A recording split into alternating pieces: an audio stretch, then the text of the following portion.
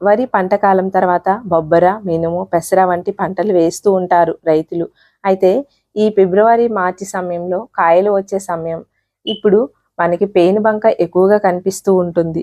ఈ పేనుబంక ఏం చేస్తుంది? వాటి లక్షణాలు చూసినట్టయితే ఆకుల కింద భాగంలో చిన్న నల్లని పురుగులు గుంపులు గుంపులుగా కనిపిస్తాయి.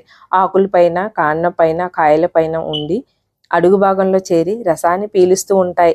అందువల్ల ఆకులు ముడుచుకోవడం, మొక్కల పెరుగుదల తగ్గిపోవడం, పువ్వులు కాయలు తగ్గిపోవడం, ఆకుల మీద చిక్కని పదార్థం ఉండడం, ఇవన్నీ పంటకు నష్టాన్ని కలిగిస్తూ ఉంటాయి.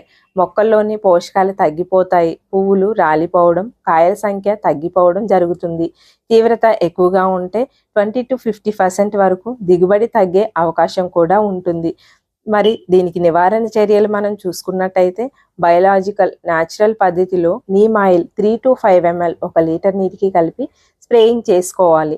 లేడీ బర్డ్ బీటిల్స్ వంటి సహజ శత్రువులు ఉండేలాగా చూసుకోవాలి. పంచగవ్య లేదా జీవామృతం స్ప్రే చేస్తే మొక్కలు బలంగా అవుతాయి.